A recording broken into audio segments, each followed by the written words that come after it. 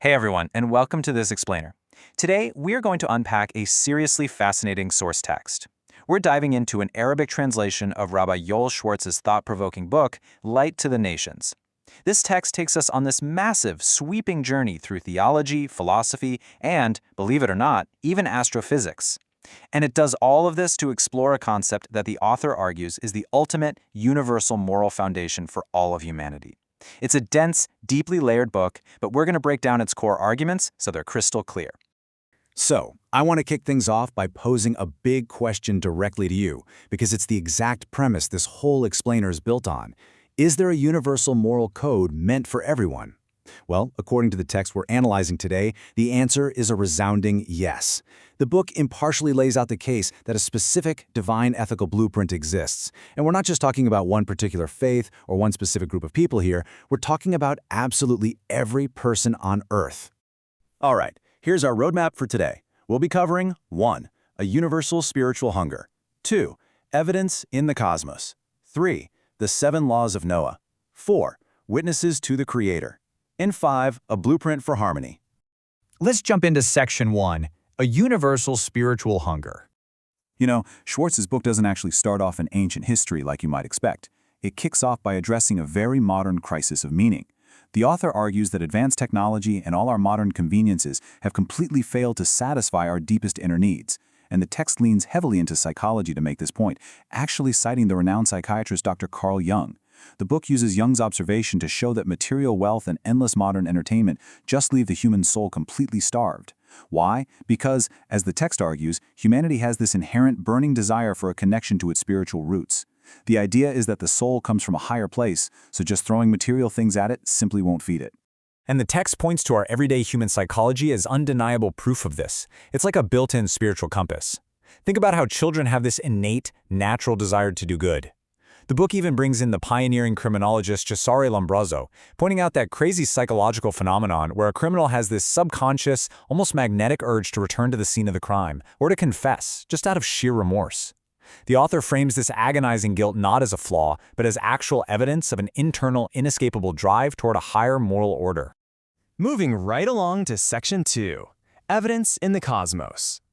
Now, the author pans way out, transitioning from the microscopic world of human psychology to the macroscopic world of astrophysics to argue for the undeniable existence of an intelligent creator. To make this point, the book compares Earth with Mars. Think about Mars. One side is blisteringly hot, while the other side is completely frozen solid. But Earth has this precise 24-hour rotation. And the text argues this is absolutely no accident. It's a perfectly calibrated speed that maintains a flawless temperature balance, keeping our planet from either boiling over or freezing completely. The book then points to the Earth's axis, which sits at a tilt of exactly 23 degrees. According to the text, it's this specific, exact angle that perfectly creates the 4 seasons, which in turn sustain all global agriculture. The author notes that if that angle were even slightly wider, we'd be dealing with massive, unlivable deserts on one side of the equator and towering mountains of ice on the other. Then there's the composition of the air we're breathing right now. The source text points out that our atmosphere is made up of exactly 21% oxygen. It argues that if this percentage were even a little bit higher, the environment would be so highly flammable that just a single lightning strike could literally ignite the entire atmosphere. Crazy, right? But here is probably the book's most fascinating point, and it's all about water. Generally, things contract when they get colder. But water? At exactly 4 degrees Celsius, right before it freezes, it unusually begins to expand. This incredibly rare physical property means that ice is actually less dense than liquid water, so it floats. And because it floats, lakes and oceans freeze from the top down, creating this insulating layer that keeps aquatic life alive below the surface all winter long. The text views this brilliant quirk of physics as a clear signature of divine providence. To tie this all together, the book references brilliant historical scientists like Isaac Newton and Louis Pasteur. The author's point here is that these legendary minds didn't look at science and see a refutation of God. Quite the opposite.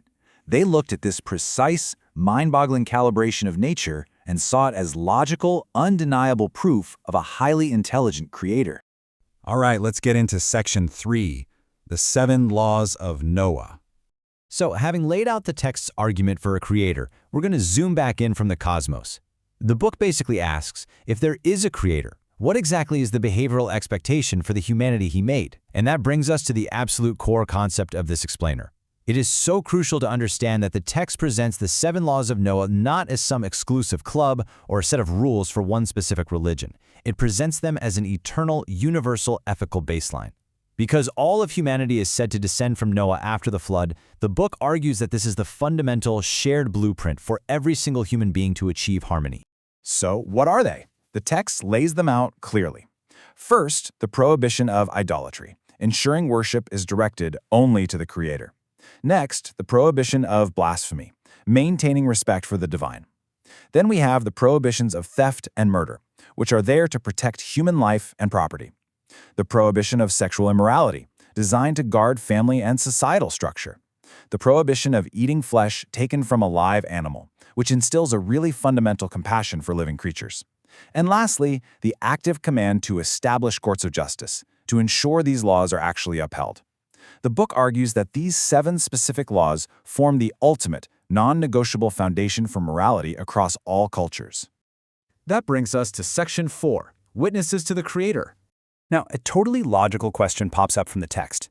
If these 7 laws are truly universal and meant for absolutely everyone, how in the world is everyone else supposed to learn about them? Well, the book lays out this historical timeline to illustrate how this divine knowledge was transmitted. It starts right at the dawn of humanity with Adam, who innately knew the Creator. Fast forward to after the flood, and the specific 7 laws are given to Noah. Then we hit a huge turning point with Abraham. The text recounts how Abraham literally smashed the idols in his hometown of Ur to prove they were powerless, and he ended up gathering tens of thousands of followers, spreading the concept of one God. And finally, the timeline takes us to Moses receiving the Torah in the desert.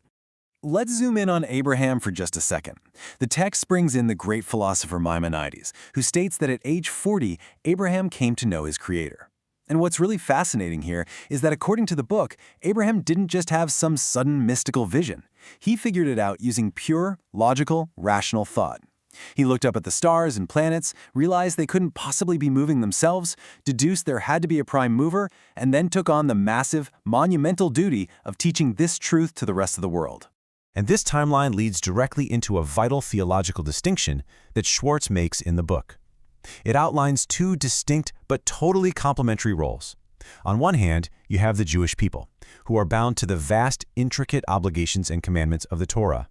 But on the other hand, you have universal humanity, literally everyone else on earth, and they achieve their ultimate spiritual fulfillment and a right relationship with the Creator simply by observing those 7 laws of Noah. The text really emphasizes that the core mission of the Jewish people is absolutely not to go out and convert everyone in the world to Judaism. Instead, relying on a verse from Isaiah, to be a light for the nations, the book argues that their historical duty is to serve as living witnesses to the Creator. Their whole role is to educate the world impartially and respectfully about this universal Noahide code that is already meant for them. Finally, let's look at Section 5, a blueprint for harmony. Let's zoom way back out to the macro level to look at the ultimate goal the source material is presenting. It's a vision of a world unified in profound peace and mutual understanding. The crucial takeaway is this. The text proposes that when human beings actually commit to observing these 7 foundational laws, they effectively cure that spiritual hunger and anxiety we talked about at the very beginning of this explainer. By embracing this code, the book argues that human society is finally brought into perfect balance with the exact same physical and moral laws that govern the stars and the cosmos. So, I want to leave you with a final thought to chew on.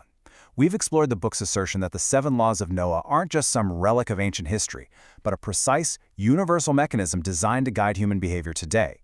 If this text is right, and this ethical baseline truly is the blueprint for global harmony, the big question we have to ask ourselves is, are we ready to actually build our modern, complex world upon it? Thank you so much for hanging out with me for this explainer. Keep learning, keep asking those big questions, and I'll see you next time.